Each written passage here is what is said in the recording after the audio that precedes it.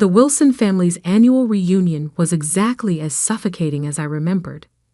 Crystal chandeliers sparkled overhead in my aunt's oversized mansion, reflecting off designer dresses and expensive watches. The air was thick with the peculiar mix of expensive perfume and superiority that seemed to follow my relatives everywhere they went.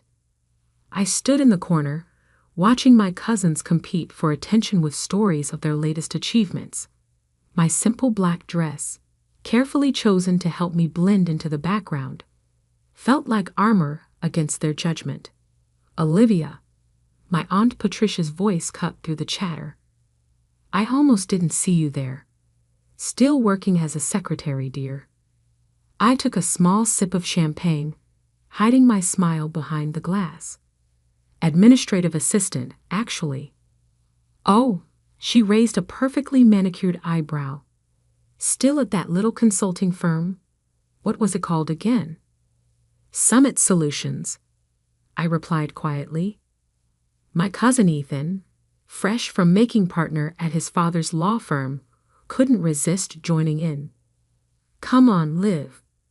I could get you a real job. Something with actual career potential." I thought about the stack of contracts waiting for my signature back at my office. My real office, not the carefully maintained cover I showed the world. "I'm happy where I am, thanks." "Happy?" Aunt Patricia's laugh could have cut glass. "Darling, you're wasting your potential.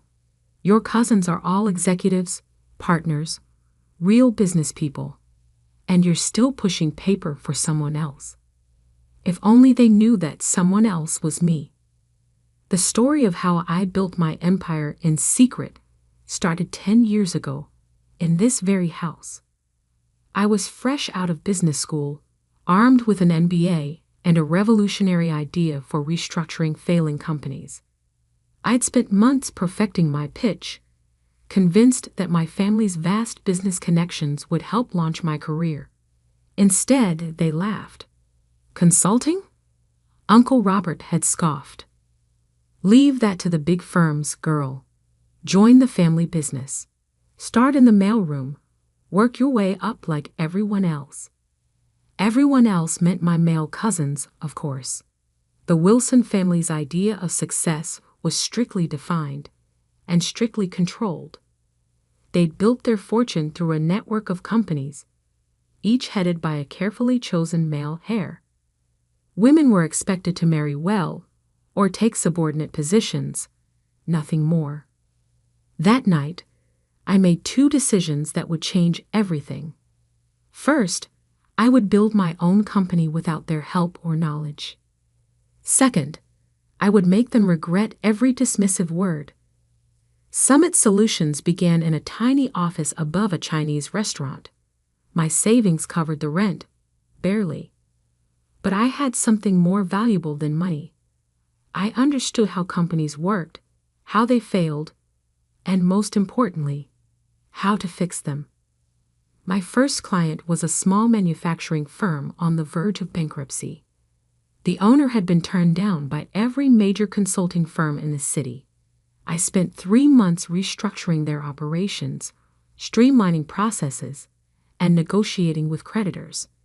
6 months later, they were profitable again.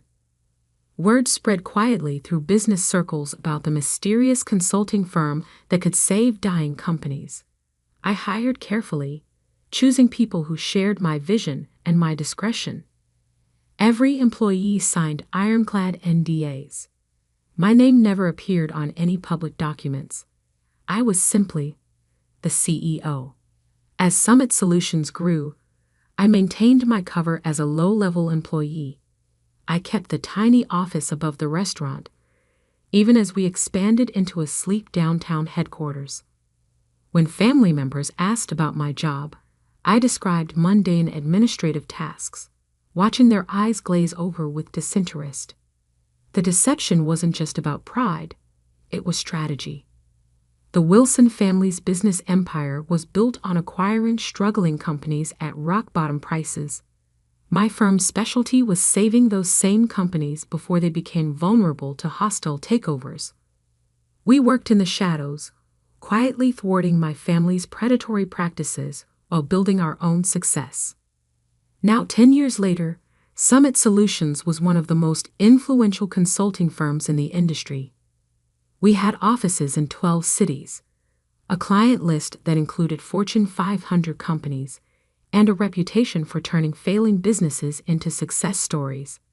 And not one of my smirking relatives had any idea. "More champagne, dear." Aunt Patricia's voice yanked me back to the present. "Though perhaps you should stick to water. I imagine your salary doesn't leave much room for expensive tastes." I accepted the champagne with a practiced smile. "Thank you, Aunt Patricia. How's Uncle Robert's new acquisition going?" "Williams Manufacturing, wasn't it?" Her smile faltered slightly. "There have been some complications. Nothing Robert can't handle, of course." What she didn't know was that those complications were my doing. Williams Manufacturing had been a target of my uncle's hostile takeover attempt. They'd reached out to Summit Solutions 3 months ago, desperate for help. Now they were implementing our restructuring plan, their stock price was rising, and Uncle Robert's attempt to seize control was falling apart. "I heard they hired some consulting firm," my cousin Ethan added. "Probably throwing good money after bad. Those consultants are all the same. Big promises, no results." I hid another smile. Summit Solutions' fee for saving Williams Manufacturing was more than Ethan would make in 5 years at his father's firm. "Oh, which firm?" "Summit something," he waved dismissively. "Nobody important. Dad says their CEO won't even show their face. Probably some trust fund kid playing at business." My phone buzzed in my clutch. A message from my actual assistant. "Emergency meeting tomorrow, 9 a.m. Wilson Ventures representatives requesting merger discussion Williams Manufacturing. Urgent response needed." I scanned the message twice, realization dawning. They were finally admitting defeat with Williams Manufacturing. After failing to acquire the company, they were now seeking a merger, which would require approval from Williams' consulting firm. My firm. Tomorrow morning, my family would walk into a meeting expecting to strong-arm their way into a merger. Instead, they would find themselves facing the secretary they dismissed for the past decade, except I wouldn't be bringing coffee. I would be sitting at the head of the table. "Everything all right, dear?" Aunt Patricia asked, noticing my expression. I finished my champagne and gave her my brightest smile. "Perfect, actually. I should head home. Early meeting tomorrow." "Oh? Taking notes for someone important?" "Something like that," I replied, already planning what I would wear. Something exactly like that. The next morning, I stood in my private elevator, ascending to Summit Solutions' executive floor. Gone was the simple black dress from last night's reunion. Today, I wore a tailored channel suit in deep navy, a power color for a power move. My assistant, Maya, waited at the elevator doors with a tablet and knowing smile. "The Wilson Ventures team arrived early," she reported as we walked. "Your uncle seems particularly anxious to meet Summit's CEO." "I'm sure he is." I checked my reflection in a glass wall. Perfect. Are they in the main conference room? Yes, along with Mr. Harrison from Williams Manufacturing. Maya's eyes sparkled with anticipation. "Your cousin Ethan is there too." Apparently, he insisted on handling the legal aspects personally. I smiled, remembering Ethan's condescending offer of a real job just yesterday. "Who else from the family?" "Your Aunt Patricia came as moral support, though she's not officially part of the meeting. And your cousin James, he's representing Wilson Ventures' finance department." A perfect audience. I checked my watch. 8:57 a.m. Had they been served coffee? Your aunt complained that there was no one to serve it. Maya's grin widened. I told them the administrative assistant would be in shortly. I almost laughed. For 10 years, I'd played the role of invisible support staff whenever family members visited the office. They never looked closely at the quiet woman who brought their coffee or took their coats. It had been the perfect cover. "Give me 2 minutes," I said, "then bring in the contracts." I could hear voices through the conference room's heavy doors. My uncle's authoritative tone, Aunt Patricia's sharp laugh, Ethan's smug commentary. Taking a deep breath, I pushed the doors open. The conversation stopped abruptly. My uncle sat at one end of the long table, apparently having assumed the power position.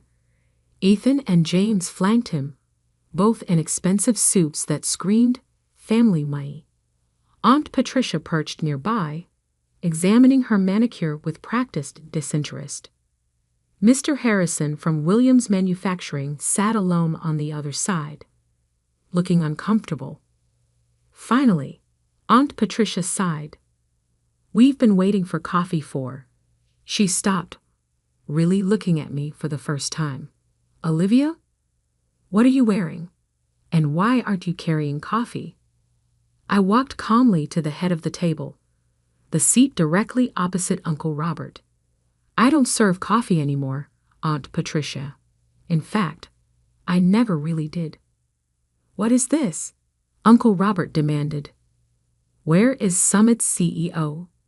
We were promised a meeting with the actual decision-maker." "You have been." I sat down, enjoying the confusion on their faces. "I am the CEO of Summit Solutions. I have been since I founded the company 10 years ago." The silence that followed was deafening. Ethan's mouth opened and closed like a fish out of water. James dropped his pen. Aunt Patricia's perfectly maintained composure cracked. Uncle Robert recovered first, his face reddening. "This is absurd. You're a secretary." "No," I said calmly. "That was a cover. A very effective one, apparently, since none of you ever looked past it. You were so convinced I couldn't be successful that you never noticed I already was." Maya chose that moment to enter with a stack of contracts. She distributed them efficiently, then took her place standing behind my chair. "These documents," I continued, "outline the terms under which Summit Solutions will consider approving the merger between Wilson Ventures and Williams Manufacturing." "Consider approving?" Ethan sputtered. "You can't be serious. This is a joke, right? Some kind of elaborate prank?" I pulled out my phone and projected Summit's latest financial statements onto the wall screen. Summit Solutions currently manages over $12 billion in client assets. We have a 94% success rate in corporate restructuring, and our approval is required for any major changes to Williams Manufacturing's business structure. I smiled at my stunned relatives. "Does that look like a joke to you?" "This is impossible," Aunt Patricia whispered. "You're nothing. You've always been nothing." "That's exactly what you were meant to think." I turned to Mr. Harrison. "Would you like to explain to my family why you chose Summit Solutions over Wilson Ventures' original offer?" Mr. Harrison straightened in his chair. "Summit's reputation is unparalleled. When Wilson Ventures attempted their hostile takeover, Summit's restructuring plan saved our company. We've increased profits by 47% since implementing their strategies." "Restructuring plan?" James looked like he might faint. "The plan that destroyed our acquisition attempt. That was you, among others." I began listing cases on my fingers. Peterson Electronics, which you tried to acquire last year. Maritime Shipping, which you underbid on last quarter. The Davidson Group, which mysteriously recovered just before you could buy them out. I leaned forward. For 10 years, I've been quietly undermining every predatory acquisition attempt your company has made. Uncle Robert's face had turned an alarming shade of purple. You deliberately sabotaged family business. No, I corrected. I built my own business, one that helps companies survive instead of devouring them for parts. The fact that it interfered with your plans was just karmic bonus. This is ridiculous, Ethan declared, standing up. I'm calling our lawyers. Sit down, Ethan. My voice carried an authority that made him freeze. You really should read those contracts in front of you, the ones your firm spent months trying to secure for this meeting. I watched realization dawn on his face. That's right. Your law firm's biggest client this year. That was me too. Maya stepped forward with another document. This is a summary of Summit's current market position and liquid assets. You'll note that we're now in a position to acquire controlling interest in Wilson Ventures if we choose. The room erupted in chaos. Aunt Patricia was practically hyperventilating. James was frantically checking the numbers on his phone.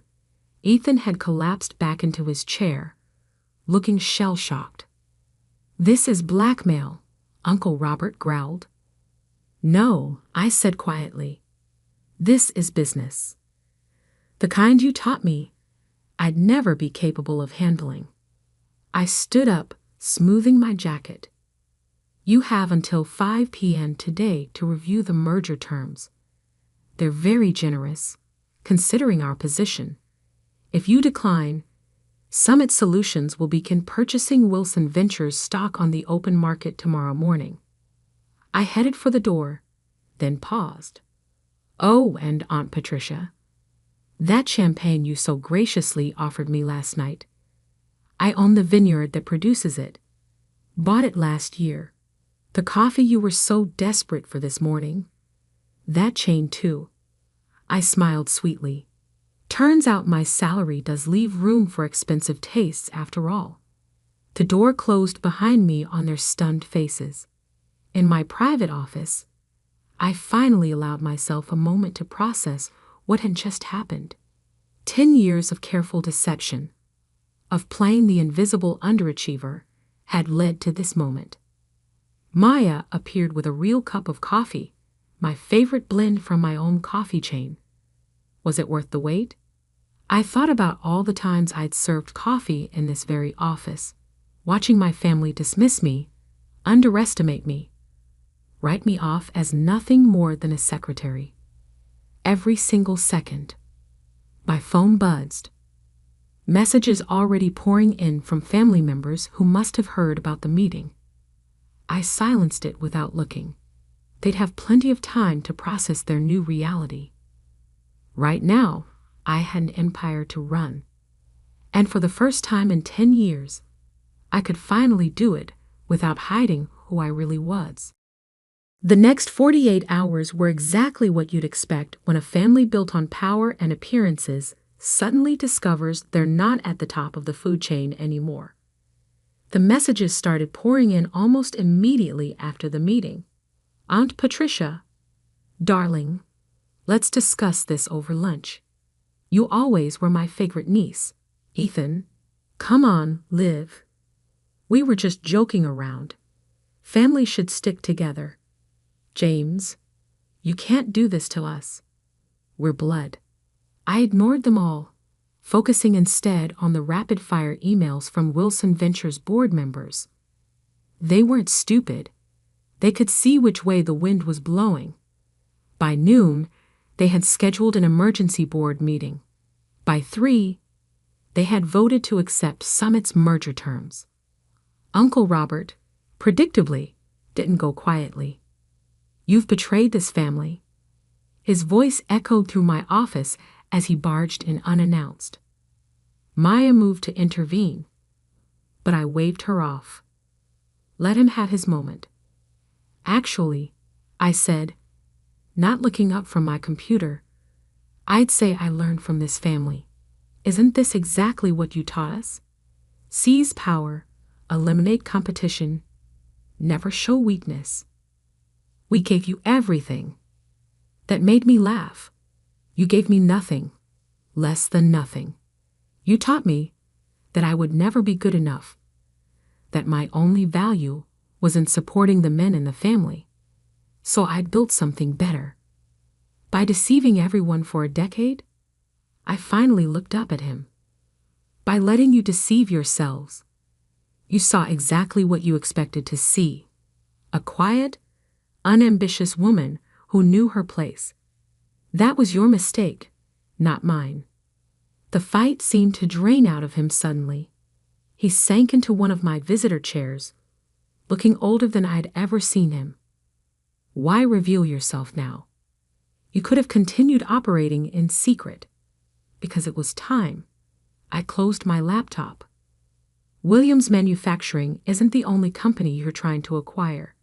There's Thompson Electronics, Maritime Solutions, at least 3 others. Companies with good people, solid products, that just need help restructuring. I'm tired of watching you destroy them. It's business, he protested weakly.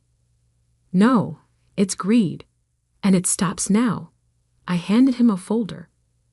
These are the final merger terms. Summit Solutions will acquire a controlling interest in Wilson Ventures. We'll restructure the company to focus on building businesses up, not tearing them down. You can stay on as a consultant if you accept the new direction. If not, your golden parachute is outlined on page 3.